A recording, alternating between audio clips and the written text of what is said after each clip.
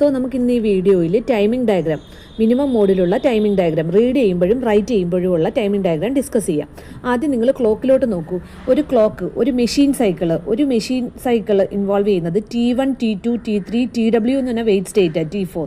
ഇത്രയും clock cycle, total ഒരു 5 clock cycle ചേർന്നിട്ടുള്ള ഡയഗ്രമാണ് നമ്മൾ വരയ്ക്കേണ്ടത്. അപ്പോൾ ക്ലോക്കിൻ്റെ അവിടെ നമ്മൾ ആദ്യം വരയ്ക്കുക. ഓക്കെ, അപ്പം ഒരു T1 വന്ന ക്ലോക്ക് നോക്കുമ്പോൾ ഒരു ഹൈ പൾസും ഒരു ലോ ഇത് കൂടി ചേർന്നിട്ട് ഒരു ക്ലോക്ക്, അങ്ങനെ നമ്മൾ 5 ക്ലോക്കുകൾ വരയ്ക്കുക. ഇനി നമ്മൾ ആദ്യം റീഡ് ചെയ്യുകയാണ്. അപ്പോൾ റീഡ് ചെയ്യാൻ വേണ്ടിയിട്ട് നമുക്ക് എന്ത് വേണമെന്ന് വെച്ചാൽ ഇതിൻ്റെ T1 ക്ലോക്ക് സൈക്കിൾ മാത്രമാണ് അഡ്രസ്സ് അവൈലബിൾ ആവുന്നത്. അത് നമുക്ക് ALE അഡ്രസ് ലാച്ച് എനേബിൾ പിൻ വഴിയാണ്. അപ്പോൾ ALE പിൻ നമ്മൾ ഉറപ്പായിട്ടും റീഡിൻ്റെ അവിടെ വേണം. അത് റൈറ്റ് ക്ലോക്ക് സൈക്കിൾ ആണെങ്കിലും ഈ ALE പിന്ന് നമുക്ക് വേണം. രണ്ടിൻ്റെ ഒരുപോലെ തന്നെയാണ്. ഒന്നാമത്തെ ക്ലോക്ക് സൈക്കിളിലാണ് ഈ അഡ്രസ്സ് അവൈലബിൾ ആവുന്നത്, അതുകൊണ്ട് അത് മാത്രം ഹൈ ആവുക. ഇനി നമുക്ക് അഡ്രസ്സ് മൊത്തം 20 പിന്നിലാണല്ലോ 8086. അതിനകത്തുള്ളത് ഒരെണ്ണം എന്ന് പറഞ്ഞാൽ ടൈം മൾട്ടിപ്ലെക്സ്ഡ് ആയിട്ട് AD0 മുതൽ AD16 വരെയും, പിന്നെ ബാക്കിയുള്ളത്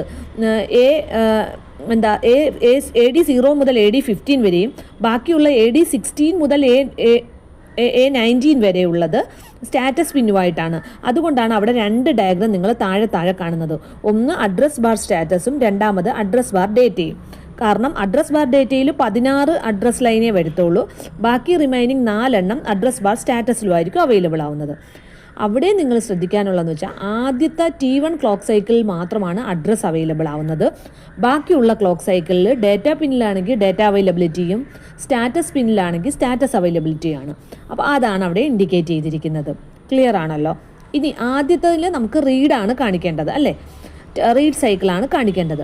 അപ്പോൾ റീഡ് സ്റ്റാർട്ട് ചെയ്യുന്നത് ഡേറ്റ അവൈലബിൾ ആവുമ്പോഴാണല്ലോ. അപ്പം നമുക്ക് റീഡ് ചെയ്യാൻ പോകുന്നത്, റീഡ് നിങ്ങൾ നോക്കി ആക്റ്റീവ് ലോ ആണ്. അപ്പം 0 വാല്യൂ വരുമ്പോഴാണ് നമുക്കത് റീഡ് നടക്കുന്നത്. അപ്പം നമ്മൾ T2 മുതൽ T4 വരെയുള്ള സ്റ്റേറ്റിൽ റീഡ് ലോ ആയിട്ട് വരയ്ക്കുക. അപ്പോൾ ആ സമയത്താണല്ലോ ഡേറ്റ അവൈലബിൾ ആവുന്നത്. ബാക്കി T1 സ്റ്റേറ്റിലെ അഡ്രസ്സ് ആണല്ലോ നമ്മുടെ ലൈനിൽ അവൈലബിൾ ആവുന്നത്. സോ ഡേറ്റ അവൈലബിൾ ആകുമ്പോൾ ഡേറ്റ ഇനേബിൾ പിന്നും ആക്റ്റീവ് ലോ ആണ്. അതും T2 മുതൽ നിങ്ങൾ T4 വരെ എന്ത് വരയ്ക്കുക? ലോ വരയ്ക്കുക. ഇനി റീഡ് ചെയ്യുവാണല്ലോ. റീഡ് ആകുമ്പോൾ നമുക്ക് എന്താണ്, മൈക്രോ പ്രോസസർ ഡേറ്റ എന്ത് ചെയ്യുക? റിസീവ് ചെയ്യുകയാണ്. അപ്പം ഡേറ്റ ട്രാൻസ്മിറ്റ് ബാർ റിസീവ് പിന്നിൽ 6ന്റെ മുകളിൽ ഒരു വരയുണ്ടല്ലോ. അപ്പോൾ റിസീവ് ചെയ്യുന്നതുകൊണ്ട് നമ്മൾ ഡേറ്റ റിസീവ് ആയതുകൊണ്ട് നമ്മൾ ആ ക്ലോക്ക് സൈക്കിളിൽ ഫുൾ ക്ലോക്ക് സൈക്കിളിലും ലോ കൊടുക്കുക. ഇനി റൈറ്റ് ആകുമ്പോൾ നമ്മൾ എന്ത് ചെയ്യുക? ഡേറ്റ ട്രാൻസ്മിറ്റ് ലൈനാണ് ഹൈ ആക്കി കൊടുക്കേണ്ടത്.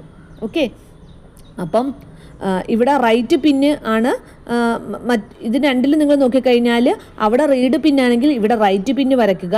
പിന്നെ അവിടെ റിസീവ് ലൈനാണ് ഹൈലൈറ്റ് ലോ കൊടുക്കേണ്ടതെങ്കിൽ ഇവിടെ ഡാറ്റ ട്രാൻസ്മിറ്റ് ലൈൻ ഹൈ ആക്കി കൊടുക്കുക.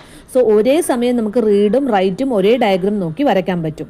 അപ്പം നമുക്ക് ക്ലോക്ക് വേണം, അഡ്രസ് ലാച്ച് ചെയ്യാൻ വേണ്ടിയിട്ട് ALE പിൻ കാണിക്കണം, അഡ്രസ്സും ഡേറ്റയും ഇൻഡിക്കേറ്റ് ചെയ്യാൻ വേണ്ടിയിട്ട് ആ പിന്നുകൾ കാണിക്കണം, റീഡ് ആണെങ്കിൽ റീഡ് കാണിക്കണം, റൈറ്റ് ആണെങ്കിൽ റൈറ്റ് കാണിക്കണം, data enable pin, data transmit or receive pin. ഇത്രയും കാര്യങ്ങൾ നമുക്ക് ഈ ടൈമിംഗ് ഡയഗ്രത്തിൽ മിനിമം മോഡിൽ നമുക്ക് കാണിക്കണം. താങ്ക്